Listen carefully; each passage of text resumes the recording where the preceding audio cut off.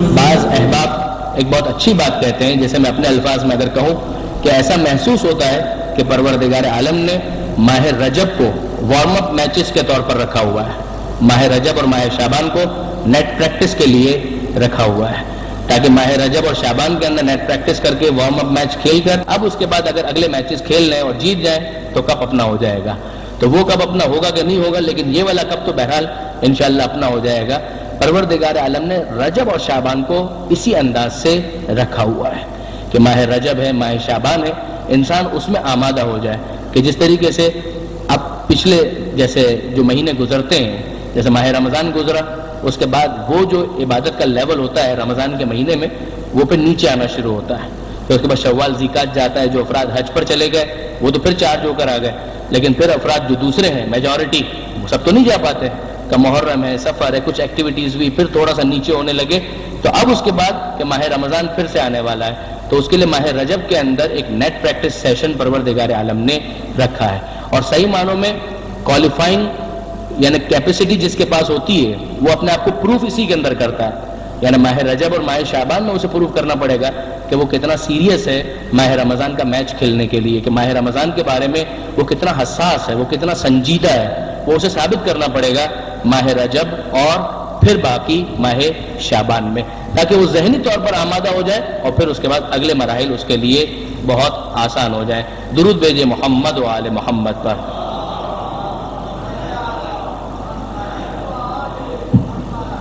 اب یہ ماہ رجب کے حوالے سے ایک بہت اہم چیز جو ہمارے سامنے آتی ہے، جس کی طرف خود قرآن مجید نے بھی متوجہ کیا، وہ یہ ہے کہ ماہ رجب ان 4 مہینوں میں شامل ہے جسے محترم مہینے کہا گیا، یعنی یہ 4 مہینے وہ ہیں کہ جسے ایون اسلام کے آنے سے پہلے کفار بھی محترم مانتے تھے۔ دیکھیے ایک لیونر کیلنڈر یا قمری جو کیلنڈر ہمارا ہے، وہ کیلنڈر اپنی جگہ پر 12 مہینوں پر مشتمل ہے، پھر اس کا آغاز کہاں سے مانا جائے وہ ایک الگ بحث ہے، مثلا عام الفیل مانا جائے یا بعثت کے حوالے سے کاؤنٹ کیا جائے یا ہجرت کے حوالے سے کاؤنٹ کیا جائے، وہ ایک الگ بحث ہے، لیکن جو 12 مہینے ہیں وہ 12 مہینے ہیں، تو وہ پہلے بھی 12 مہینے تھے۔ جس زمانے میں پیغمبر اکرم نے ابھی اعلان رسالت نہیں کیا تھا، اس وقت بھی یہ محرم، صفر، ربیع الاول، ربیع الثانی الی ذی الحج، اسی طریقے سے ان 12 مہینوں کو کاؤنٹ کیا جاتا تھا، اور اس میں بھی 4 مہینوں کو محترم مانا جاتا تھا کہ یہ 4 مہینے محترم ہیں۔ ان 4 مہینوں میں ایون ماہ رمضان شامل نہیں ہے۔ ماہ رمضان اپنی تمام تر عظمتوں کے باوجود، اپنی تمام تر جلالتوں کے باوجود، مگر ماہ رمضان اس میں شامل نہیں ہے، اس میں ماہ رجب شامل ہے۔ ماہ رجب، ماہ ذیقعدہ، ماہ ذی الحجہ اور ماہ محرم، کہ یہ 4 مہینے وہ ہیں کہ جنہیں محترم مہینے مانا گیا، کہ اس میں وہ لوگ بھی ایون جاہل عرب بھی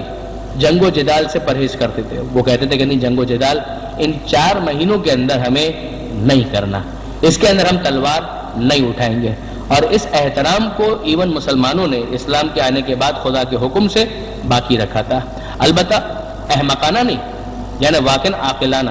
کہ اگر کوئی تم پر حملہ کرے تو تم اپنا دفاع کر سکتے ہو، لیکن اگر تم خود اپنے طور پر جہاد ابتدائی اگر اس کا جواز بھی ہو تو بھی ان 4 مہینوں کے اندر تلوار نہیں کھینچی جائے گی، ان 4 مہینوں میں جنگ نہیں کی جائے گی۔ البتہ اگر آپ کو یاد ہو جو کچھ سالوں پہلے حزب اللہ کی جنگ ہوئی تھی، وہ بھی رجب کے مہینے میں ہوئی تھی، وہ بھی رجب کے مہینوں میں ہوئی تھی، تو اس موقع پر بھی ہم نے یہ گزارش کی تھی ایک ٹی وی چینل کے اوپر ہی کہ اگر یہ ذہن کے اندر آ جائے کہ رجب کا مہینہ جو ہے وہ تو محترم مہینہ ہے، تو اس میں جنگ کیسے ہو رہی ہے؟ کہ جنگ مسلط کی گئی ہے، جنگ خود سے نہیں کی جا رہی ہے، جنگ مسلط کی گئی ہے، حملہ غاصب کی طرف سے، حملہ جارے کی طرف سے، حملہ سامراج کی طرف سے ہوا ہے، تو دفاع نہ کرنے کا حکم نہیں دیا گیا ہے، دفاع عاقلانہ ہے، دفاع لاجیکل ہے کہ دفاع تو بہرحال کیا جائے گا، لیکن اگر خود سے حملہ کرنے کا واقعاً جینون ریزن بھی موجود ہو تب بھی تلوار کو روکا جائے گا، جنگ کا اعلان نہیں کیا جائے گا، جہاد کا اعلان اور قتال کا اعلان نہیں کیا جائے گا۔ یہ وہ حکم اسلامی ہے کہ جسے اسلام نے ان جاہل عربوں کی کچھ اچھی چیزوں کو اسلام نے مینٹین کیا ہے۔ کیا ٹھیک ہے؟ جو اچھی چیز ہے تو ٹھیک ہے، ہمیں انسان سے کوئی اناد نہیں ہے، اگر کوئی اچھی چیز ہے تو اس کو باقی رکھا جا سکتا ہے، لہٰذا اس کو اسلام نے مینٹین کیا۔ یہ 4 مہینوں میں، رجب میں بھی، ذی القعدہ میں بھی، ذی الحجہ کے اندر اور محرم میں، جیسے کہ میں نے گزارش کی کہ کہ ایون ماہ رمضان بھی اس کے اندر شامل نہیں ہوتا۔ پھر اس کے بعد بات آتی ہے نسبت کی، یعنی یہ عجیب ہے کہ ماہ رجب، ماہ شعبان اور ماہ رمضان، اس میں آپ نے ماہ رمضان کے لیے یقیناً سنا ہوگا کہ شہر اللہ، عربی کے اندر شہر کہتے ہیں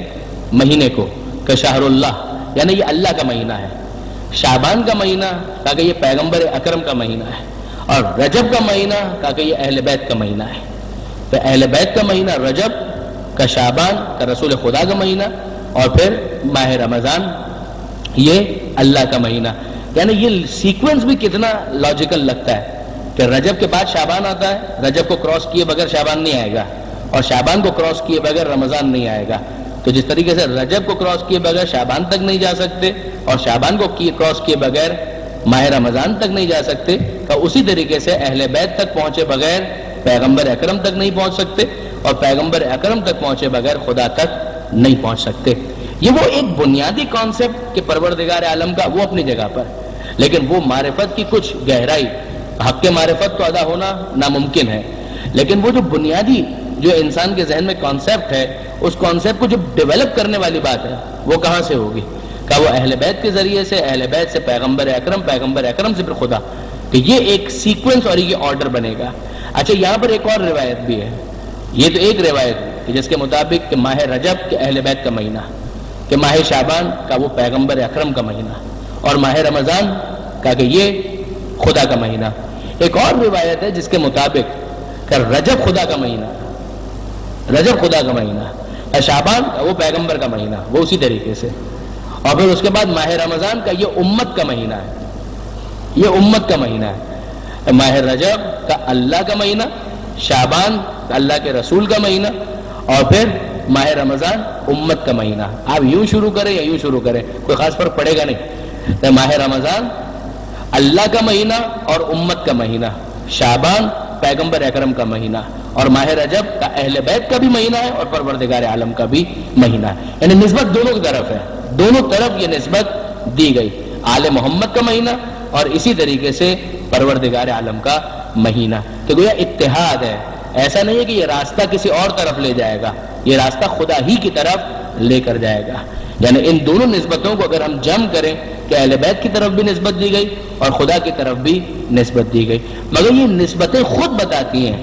کہ یہ مہینہ کتنا امپورٹنٹ ہے، کہ اسے ایک طرف اہل بیت سے منسوب کیا جا رہا ہے اور دوسری طرف خود خدا سے اس مہینے کو منسوب کیا جا رہا ہے۔ اس کے بعد اگر ہم فقط مناسبتیں گننا شروع کریں کہ اس مہینے میں مناسبتیں کتنی ہیں، شاید کسی اور مہینے کے اندر شاید اتنی مناسبتیں آپ کو نظر نہیں آئیں گی کہ جتنی اس ایک مہینے کے اندر آپ کو مناسبتیں نظر آئیں گی، اور مختلف ڈائمنشنز ہیں۔ کچھ ولادت کی تاریخیں ہیں، کچھ شہادت کی تاریخیں ہیں، کچھ دشمنوں کی ہلاکت کی تاریخیں ہیں، کچھ فتوحات کی تاریخیں ہیں، کچھ جنگیں ہیں کہ جو فتح ہوئی ہیں اسی مہینے کے اندر۔ آپ اگر سٹارٹ سے ہی دیکھیں کہ مثلا یکم رجب ہے تو یکم رجب 5ویں امام کی ولادت، اور یکم رجب کے فوراً بعد 3 رجب کا یہ امام علی النقی علیہ السلام کی شہادت کی تاریخ، اس کے بعد پھر 5 رجب یہ ایک مرتبہ پھر امام علی النقی علیہ السلام کی ولادت کی تاریخ بنتی ہے، پھر 10 رجب کا یہ امام محمد تقی جواد علیہ السلام کی ولادت، پھر 13 رجب مولا کائنات امیر المومنین امام المتقین علی ابن ابی طالب علیہ السلام،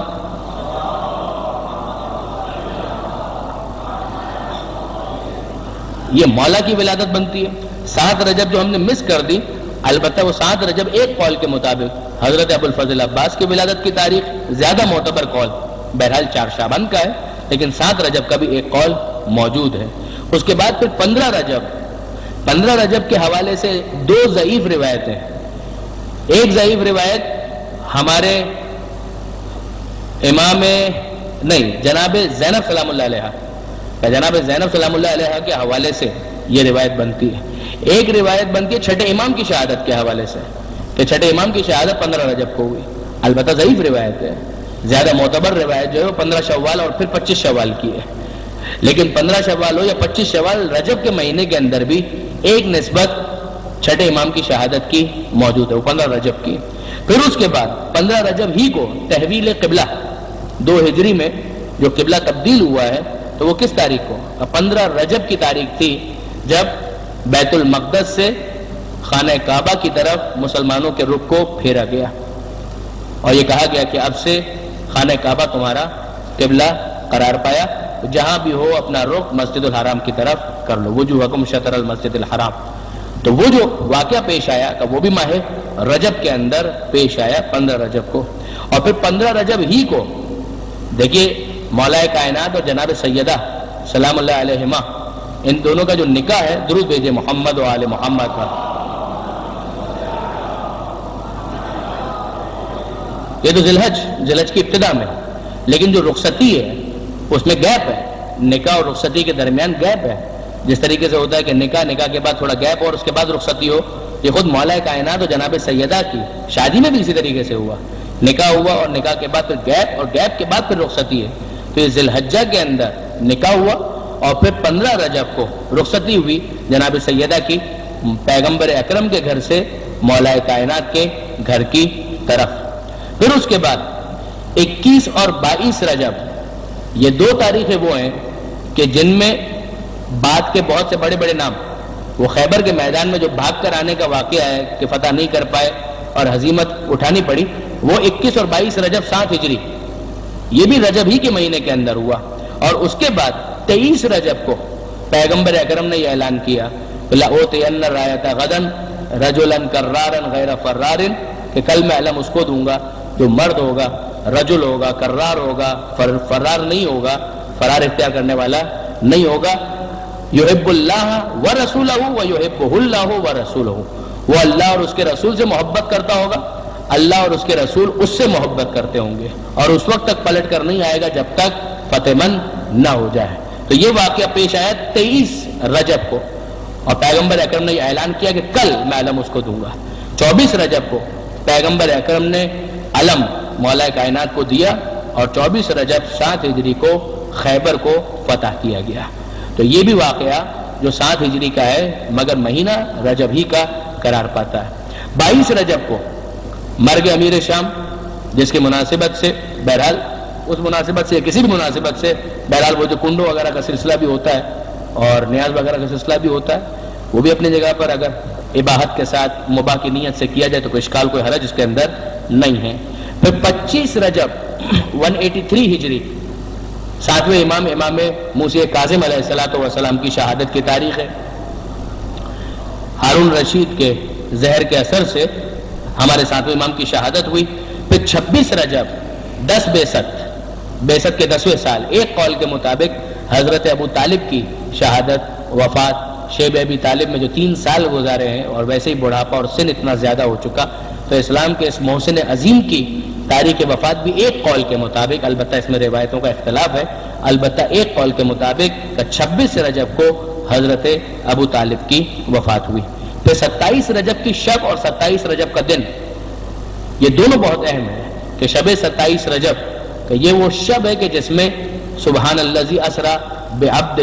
لیلا من المسجد الحرام الی المسجد الاقصی الذی بارکنا حولہ لنریہ من آیاتنا، کہ بے عیب وہ ذات کہ جو اپنے بندے کو ایک ہی رات میں مسجد حرام سے مسجد اقصی تک لے گئے، لنریہ من آیاتنا، تاکہ اسے اپنی نشانیاں دکھا سکے۔ یہ معراج کا واقعہ ایک قول قوی کے مطابق کہ شب 27 رجب یہ واقعہ پیش آیا، اور پھر 27 رجب کا دن غار حرا میں پیغمبر اکرم پر وحی اول کا نزول کہ اقرأ بسم ربک الذی خلق خلق الانسان من علق اقرأ وربک الاکرم الذی علم بالقلم علم الانسان ما لم یعلم۔ تو یہ جو پہلی 5 آیتیں نازل ہوئی، بعثت کا آغاز ہوا، اعلان رسالت ہوا، یہ 27 رجب کے دن یہ واقعہ پیش آیا جب پیغمبر اکرم 40 سال کے ہو چکے تھے۔ اعلان رسالت، ورنہ نبی اور نبوت تو کنت نبیا و آدم بین الماء والطین، کہ میں اس وقت بھی نبی تھا جب آدم مٹی اور پانی کے درمیان تھے۔ 28 رجب اس اعتبار سے بہت اہم تاریخ ہے، یہ وہ تاریخ ہے جب آل محمد کا قافلہ مدینہ منورہ سے نکلا اور بالآخر کربلا پہنچ کر جام شہادت نوش کیا۔ مکہ معظمہ میں رکے، پھر مکہ معظمہ سے کوفہ کی طرف متوجہ ہوئے اور راستے میں کربلا پہنچے، اور کربلا میں وہ سانحہ عظیم پیش آیا۔ اسی مہینے کے اندر بعض اور امپورٹنٹ تاریخیں بھی بتائی گئی ہیں، البتہ چونکہ بہت زیادہ تحقیقی مواد نہیں تھا لہذا میں اس کو کوٹ نہیں کر رہا، لیکن ایک شخصیت کے بارے میں تو تقریباً یقین جیسا ہے کہ وہ اسی مہینے میں پیدا ہوئے، البتہ ان کی بھی تاریخ نہیں معلوم لیکن مہینہ رجب کا تھا، اور وہ جناب علی اصغر علیہ السلام جو کربلا کے ننھے شہید کا، ان کی ولادت بھی ماہ رجب ہی کے اندر ہوئی 60 ہجری میں، اس لیے کہ جب کربلا پہنچے تو 6 مہینے کے تھے،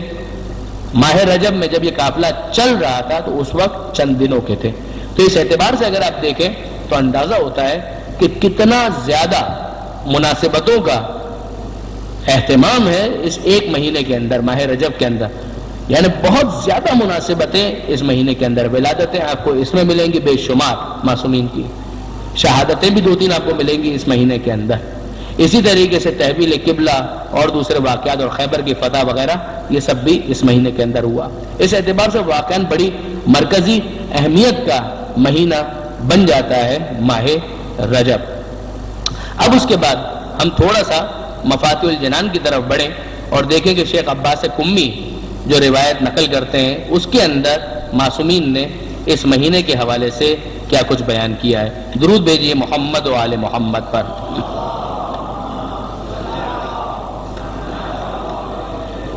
یہ بات ذہن میں رکھنے کی ہے کہ معصومین نے جو کچھ بیان کیا ہے مختلف مہینوں کے حوالے سے وہ اتنا زیادہ ہے کہ اسے کسی ایک کتاب کے اندر جمع نہیں کیا جا سکتا، یعنی بہت ساری کتابیں اس حوالے سے اویلیبل ہیں کہ خود ماہ رجب کے بارے میں، ماہ شعبان کے بارے میں، رمضان کے مہینے کے بارے میں، دعاؤں کے بارے میں اتنا لٹریچر ہے کہ مفاتیح الجنان بہت مشہور کتاب ہے، لیکن ایسا نہیں کہ صرف یہی ایک کتاب ہے کہ جس کے اندر ان اعمال وغیرہ کو جمع کیا گیا ہے، بلکہ دیگر کئی کتابیں ہیں۔ اگر میں غلطی نہیں کر رہا ہوں تو شیخ صدوق نے مستقل ایک کتاب لکھی ہے ان 3 مہینوں کے فضائل کے بارے میں، رجب، شعبان اور ماہ رمضان۔ اس کے علاوہ بھی اگر ہم مختلف دوسری کتابوں کو دیکھتے ہیں تو اس کے اندر زیارتوں کے بارے میں، دعاؤں کے بارے میں بہت مواد آل محمد سے ہم تک پہنچا ہے۔ خصوصیت کے ساتھ ماہ رجب کے بارے میں شیخ عباس قمی کے ارشاد فرماتے ہیں کہ رجب کے مہینے کے اعمال اور فضیلت میں یہ فصل ہے، یعنی یہ والا جو چیپٹر ہے ہمارا، یہ رجب اور شعبان کے مہینے کی فضیلت کے بارے میں ہے۔ فرماتے ہیں جاننا چاہیے کہ رجب اور شعبان اور رمضان کے مہینے کافی فضیلت والے ہیں اور ان کی فضیلت میں بہت روایات وارد ہوئی ہیں، بلکہ جناب رسول خدا صلی اللہ علیہ وآلہ وسلم سے روایت ہے، اب یہ وہی روایت جو میں آپ کی خدمت میں عرض کر چکا ہوں کہ رجب کا مہینہ اللہ کا بہت بڑا مہینہ ہے اور کوئی مہینہ بھی اس کے احترام اور فضیلت کو نہیں پہنچ سکتا۔ کافروں سے لڑائی اس مہینے میں حرام ہے، جس کی تشریح میں نے گزارش کی۔ رجب اللہ کا مہینہ، شعبان میرا مہینہ اور رمضان المبارک میری امت کا مہینہ ہے۔ جو شخص رجب کے ایک دن روزہ رکھے گا اللہ کی بہت بڑی خوشنودگی کا مستحق ہوگا۔ اب آپ دیکھیں گے کہ روزے کے حوالے سے کتنی تاکید، بار بار تاکید آئے گی، روزہ روزہ روزہ روزہ، کہ یہ ماہ رجب کا روزہ، ماہ رجب کا روزہ، اور اس کی وجہ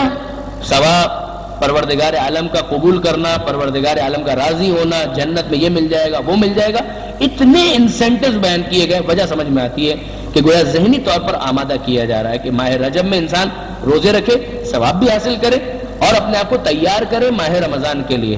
تاکہ ماہ رمضان میں اچانک روزوں کا سامنا نہ کرنا پڑے۔ ماہ رجب ہی کے اندر انسان اتنا تیار ہو چکا ہو کہ پھر اگر ماہ رمضان میں روزہ وہ رکھے تو اسے خستگی کا احساس اتنا زیادہ نہ ہو۔ ظاہر ہے کہ practice makes a man perfect, perfection کی طرف انسان جانے لگتا ہے۔ فرماتے ہیں رجب کے ایک دن جو بھی روزہ رکھے گا وہ اللہ کی بہت بڑی خوشنودگی کا مستحق ہوگا اور اللہ کا غضب اس سے دور ہوگا اور جہنم کے دروازوں میں سے ایک دروازہ اس پر بند کر دیا جائے گا۔ 7ویں امام کی روایت کہ جو شخص رجب میں سے ایک دن روزہ رکھ لے تو اس سے جہنم کی آگ 1 سال کے رستے کے اندازے کے برابر دور ہو جائے گی، اور جو شخص 3 دن روزہ رکھ لے ماہ رجب میں تو اس پر جنت واجب ہو جائے گی۔ پیغمبر اکرم فرماتے ہیں کہ جنت میں ایک نہر کا نام ہے رجب جنت میں ایک نہر کا نام ہے جو دودھ سے زیادہ سفید اور شہد سے زیادہ شیریں ہے. جو شخص اس کے ایک دن میں روزہ رکھے تو وہ ضرور اس نہر سے پانی پیے گا. یعنی ماہ رجب میں روزہ رکھو, نہر رجب سے استفادہ کرو. یہ ایک طرح سے مارکیٹنگ والا انداز ہے. آپ اگر ایمانداری کی بات دیکھیں کہ پروردگار عالم اگر وہ ایڈورٹائزمنٹ کیمپین جس طریقے سے چلتی ہے کہ کیا آپ چاہتے ہیں کہ جنت کی نہر رجب سے استفادہ کریں, اس سے آپ پانی پینا چاہتے ہیں؟ اگر آپ پینا چاہتے ہیں تو بسم اللہ, یہ ماہ رجب آ گیا, اس کا روزہ رکھیے, وہاں پر آپ کو پاس دے دیا جائے گا, دکھا کر آپ پانی پی سکتے ہیں. پاس بھی دکھانے کی ضرورت نہیں ہے, ملائکہ کے پاس تو سب چیزیں کمپیوٹرائز جب ہمارے پاس ہو سکتی ہیں تو وہاں پر سب چیزیں بالکل فیڈڈ موجود ہیں, کسی قسم کی الگ سے پاس کی ضرورت بھی نہیں ہے. البتہ یہ ہے اپنی جگہ پر, یہ تو بات یعنی تھوڑا سا عذرائے مزاح آ گئی, ورنہ بعض روایتوں کے اندر ہے کہ جب تک مولا کائنات کی طرف سے کسی کے پاس جواز موجود نہ ہو, جواز یعنی پاسپورٹ جس کو آج بھی عرب کہتے ہیں جواز السفر, یعنی سفر کا جواز یعنی پاسپورٹ کا, وہ نہ ہو تو اسے جنت میں داخلہ نہیں مل پائے گا. تو وہ ایک دوسرا ایک اینگل ہے جو ہمارے سامنے آتا ہے. فرماتے ہیں کہ یہ ایک نہر کا نام ہے جو دودھ سے زیادہ سفید اور شہد سے زیادہ شیریں ہے. جو شخص اس کے ایک دن میں روزہ رکھے تو وہ ضرور اس نہر سے پانی پیے گا. چھٹے امام فرماتے ہیں کہ پیغمبر اکرم نے کہا کہ رجب کا مہینہ میری امت کے لیے استغفار کا مہینہ ہے. اس مہینے میں بہت زیادہ گناہوں سے معافی مانگو کیونکہ خداوند بخشنے والا مہربان ہے. اور رجب کو اسب بھی کہتے ہیں کیونکہ اللہ کی رحمت اس مہینے میں میری امت پر زیادہ برستی ہے. اس کو بعض علماء نے سمجھاتے ہوئے یہ ارشاد فرمایا کہ جس طریقے سے ایک تو ہوتا ہے کہ کبھی آپ ڈراپر کے ذریعے سے پانی ڈالیں تو 1 قطرہ 2 قطرہ 3 قطرہ 5 قطرے 10 قطرے 15 قطرے اس طریقے سے گرے گا, اور ایک یہ ہے کہ نہیں آپ اوپر سے بالٹی کو انڈیل دیں تو وہ ایک دم موسلا دھار جو بارش ہوتی ہے کہ وہ یہ اس میں ڈرزل کے اندر یا کیا اس کو کہتے ہیں, میں اگر بھول رہا ہوں لفظ اس کے لیے, بوندا باندی, ایک بوندا باندی والی کیفیت ہوتی ہے اور ایک موسلا دھار بارش ہوتی ہے. کہ عام مہینوں میں بھی پروردگار عالم کی رحمت برستی ہے, مگر وہ پروردگار عالم کی رحمت اگر بوندا باندی کے انداز میں برستی ہے تو رجب کے مہینے میں موسلا دھار بارش کی صورت میں برستی ہے کہ جس کے بعد یعنی ہر طرف جل تھل ہو جائے تو وہ والی کیفیت پیدا ہو جاتی ہے. فرماتے ہیں کہ اس میں میری امت پر رحمت بہت زیادہ برستی ہے. تم بہت زیادہ اس مہینے میں یہ پڑھا کرو کیا کہ استغفر اللہ واسألہ التوبہ, کہ یہ تو پہلا عمل جو اسی روایت کے اندر معصوم نے ارشاد فرمایا, استغفر اللہ واسألہ التوبہ, کہ میں اللہ سے استغفار کرتا ہوں اور اس سے توبہ کا سوال کرتا ہوں کہ مالک میں تیری بارگاہ میں پلٹ کر آنا چاہتا ہوں. توبہ یعنی پلٹ کر آنا, کہ مالک میں تیرا بننا چاہتا ہوں اور میں تجھ سے استغفار کرتا ہوں. تو جملہ بہت سادہ ہے کہ یہ جملہ گویا ایک طرح سے مسلسل تکرار والا جملہ بن جائے, استغفر اللہ واسألہ التوبہ, یہ والا جملہ کا بہت زیادہ یہ کہا کرو. شیخ عباس گمی آگے لکھتے ہیں کہ ابن بابوی نے معتبر سند سے سالم سے روایت کی ہے کہ اس نے کہا کہ میں رجب کے آخر میں, رجب کے بالکل اختتام پر چھٹے امام کی خدمت میں حاضر ہوا. جب حضرت کی نظر مبارک مجھ پر پڑی تو آپ نے فرمایا, ابھی جملہ آپ دیکھیں یعنی امام کا سوال کرنا, آپ امام سوال کر رہے ہیں, سوال کیا ہے, کیا تم نے اس مہینے میں روزہ رکھا, یعنی کہ باقاعدہ اصرار کے ساتھ یہ سوال, کیا تم نے اس مہینے میں روزہ رکھا. یہ ایسا ہے کہ یعنی اگر نہیں رکھا ہے تو تم نے بہت بڑی چیز مس کر دی. اگر نہ بھی کہتے امام تو سمجھ میں آ رہی تھی بات, یعنی وہ کہ کہیں بہت بڑا میلہ لگا ہو, 80-90% کوئی ڈسکاؤنٹ مل رہا ہو, 100 روپے کی چیز 10 روپے میں مل رہی ہو, اور آپ کو اپنا کوئی دوست نظر آئے اور آپ اس کو ارے بھائی تم وہاں گئے تھے, یا اس کو مس تو نہیں کر دیا تم نے. وہ والا جو انداز ہوتا ہے وہ انداز یہاں پر نظر آ رہا ہے. امام فرماتے ہیں کہ کیا تم نے اس مہینے میں روزہ رکھا. میں نے کہا نہ, قسم خدا کی ہے فرزند رسول میں نے روزہ نہیں رکھا. امام نے فرمایا کہ تجھ سے اتنا ثواب مس ہو گیا ہے, اتنا ثواب تو نے کھو دیا ہے کہ جس کا اندازہ سوائے ذات خدا کے اور کوئی نہیں جانتا, یعنی کوئی فرشتہ بھی اس کا حساب نہیں رکھ سکتا کہ تو نے کتنا ثواب مس کر دیا. کیونکہ یہ وہ مہینہ ہے کہ جسے خدا نے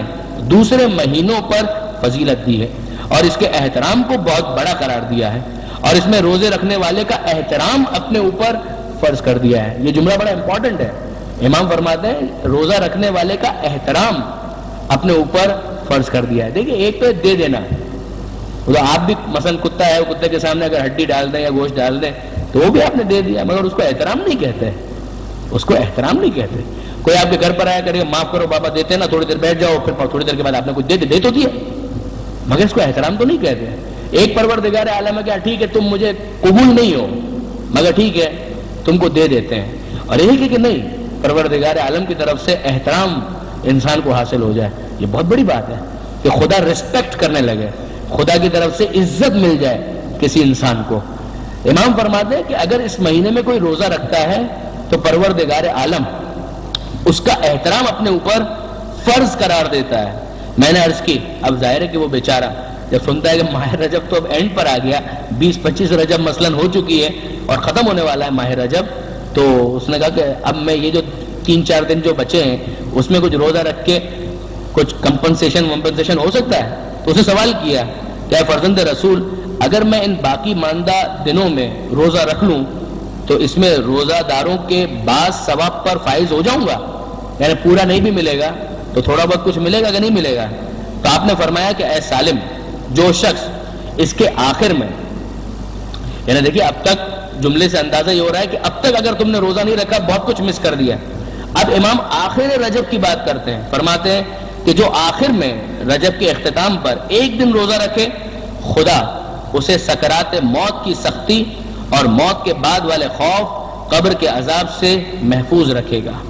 اور جو شخص اس کے آخر سے 2 دن روزہ رکھے، لاسٹ اینڈ سیکنڈ لاسٹ، تو پل صراط سے آسانی سے گزر جائے گا۔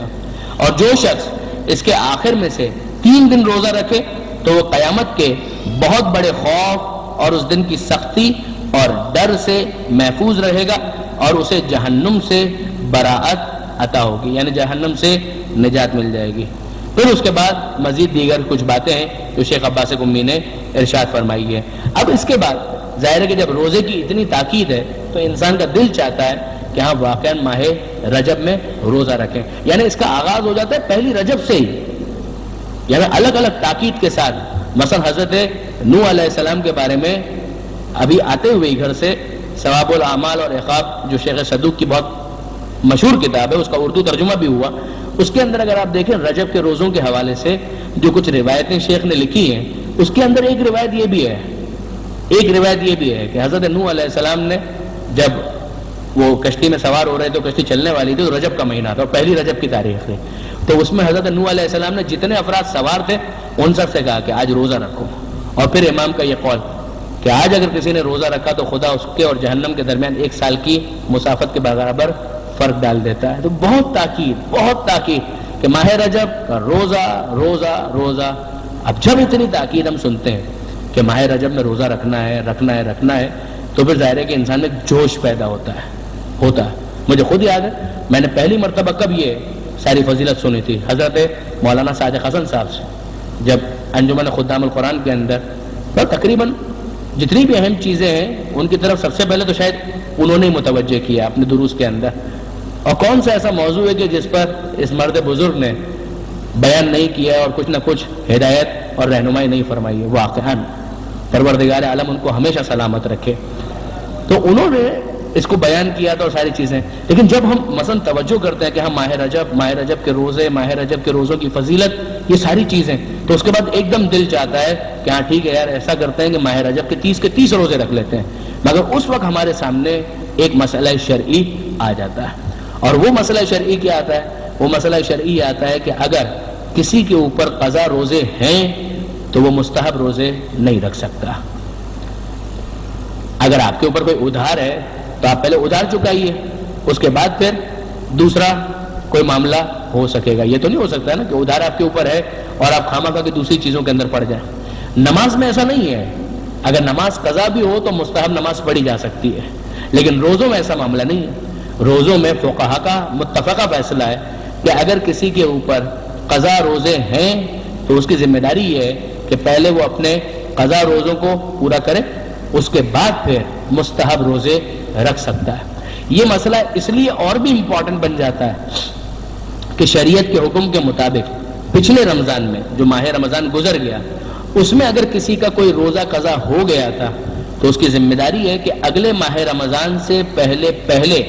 اپنے اس ادھار کو ختم کرے، اپنی اس لائبلٹی کو ختم کرے۔ اس ادھار کو چکائے. یعنی وہ روزہ اگر پچھلے ماہ رمضان میں 2 روزے 3 روزے 5 روزے 10 روزے خدا نہ کرے کسی بھی وجہ سے،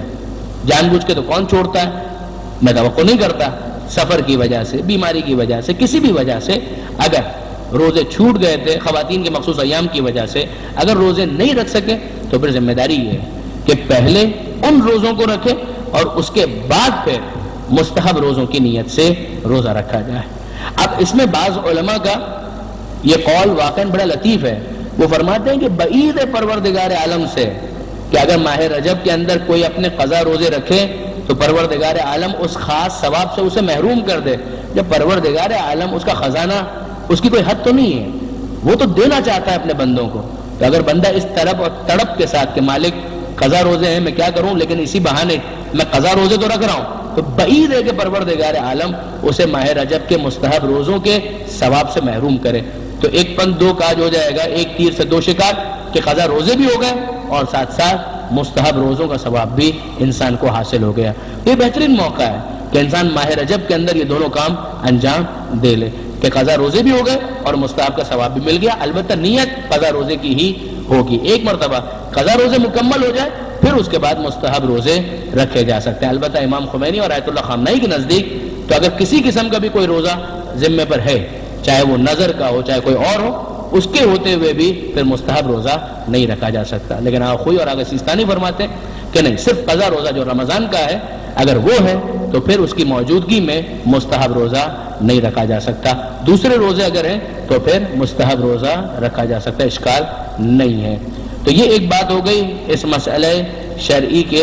حوالے سے، اور اس کے ساتھ ہی آج کی گفتگو ہم مکمل کرتے. کل انشاءاللہ مزید ماہ رجب اور ماہ رجب کے اعمال کے حوالے سے گفتگو ہوگی. یہ میرے خیال میں ایک بکلیٹ ٹائپ کا تقسیم کیا جا رہا ہے جس کے اندر ماہ رجب کے کچھ اعمال درج کیے گئے ہیں. زیادہ تر یہ مفاتیح الجنان ہی سے لیے گئے اور اچھی کوشش ہے، 6-7 صفحے کے اندر ہے. کئی مرتبہ ایسا ہوتا ہے کہ مفاتیح کو ہولڈ کرنا تھوڑا سا بھاری لگتا ہے، لیکن یہ اگر جیب میں بھی ہو تو اگر آپ آفس میں ہیں کہیں بھی ہے کوئی ٹائم ملتا ہے، بس میں جا رہے ہیں گاڑی میں جا رہے ہیں، نہیں گاڑی میں جا رہے ہیں اور ڈرائیو کر رہے ہیں تو مت پڑھیے گا، لیکن اگر کوئی اور ڈرائیو کر رہا ہے اور آپ کے لیے موقع ہو تو آپ اس کا مطالعہ کر سکتے ہیں. ویسے ہی بیٹھے ہوئے کسی کا انتظار کر رہے ہیں، جیب میں یہ پرچہ نکالا کہ ماہ رجب کے کچھ اعمال اس کے اندر لکھے ہوئے ہیں تو اسے اس کے اندر پڑھا جا سکتا ہے. جی آج نہیں دے رہے، یہ آج نہیں دے رہے، آپ کو کل دیں گے انشاءاللہ.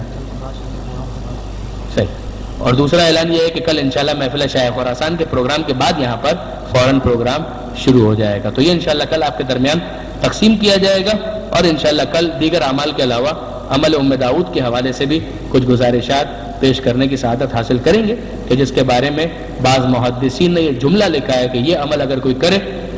آزما کر دیکھے کہ انشاءاللہ اس کی دعا ضرور بضرور قبول ہوگی. یہ واقعاً جملہ محدثین کا لکھنا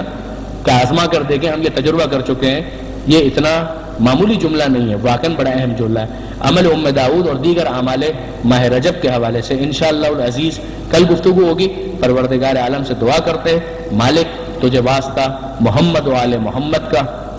ہمارے اس قلیل توسل کو اپنی بارگاہ میں شرف قبولیت عنایت فرما. مالک تجھے واسطہ محمد و آل محمد کا ماہ رجب آنے والا ہے جو تیرا بھی مہینہ ہے، اہل بیت کا بھی مہینہ ہے، وہ کام کہ جس سے تو اور اہل بیت راضی ہوں اس مہینے میں انجام دینے کی ہمیں توفیق عطا فرما. مالک تجھے واسطہ محمد و آل محمد کا، آل محمد کے ماننے والے چاہنے والے جہاں کہیں بھی آباد ہیں ان کی جان مال عزت و آبرو کی حفاظت فرما. مالک تجھے واسطہ محمد و آل محمد کا بیماروں کو شفائے کامل اور عاجل عطا فرما. بے روزگاروں کو رزق حلال عطا فرما. جو برسر روزگار ہیں ان کے رزق میں برکت اور کثرت عطا فرما. جو بے اولاد ہیں انہیں اولاد صالح عطا فرما. جو صاحبان اولاد ہیں انہیں اولاد کی صحیح تربیت کی توفیق عطا فرما. مالک ہمیں اپنے گھرانے کی اصلاح، اپنے اداروں کی اصلاح، خصوصاً اپنے تعلیمی اداروں کی اصلاح زمانے کے امام کی خواہشات کے مطابق کرنے کی توفیق عطا فرما. مالک تجھے واسطہ محمد و آل محمد کا تمام علماء کرام، مراجع اعظام اور مقام معظم رہبری کی حفاظت فرما. انقلاب اسلامی کی حفاظت فرما. اس انقلاب کو زمانے کے امام کے انقلاب سے متصل فرما. اس انقلاب کے دشمنوں کو نیست و نابود فرما۔ مالک تجھے واسطہ محمد و آل محمد کا وطن عزیز پاکستان کو استحکام عطا فرما۔ وطن عزیز کو ہر قسم کی داخلی خارجی پریشانیوں سے محفوظ فرما۔ مالک پاک فوج کو موجودہ جنگ میں فتح و نصرت اور غلبہ عطا فرما۔ وطن عزیز سے دہشت گردی اور دہشت گردوں کا خاتمہ فرما۔ مالک ہمارے شہداء کے قاتلوں کو نیست و نابود فرما۔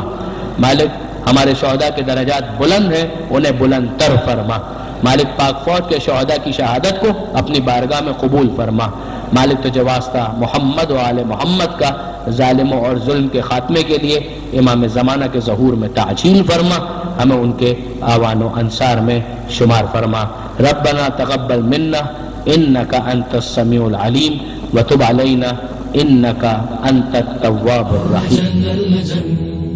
اللجن اللجن يا مولا اللجن اللجن اللجن اللجن اللجن اللجن اللجن يا صاحب السماء اللجن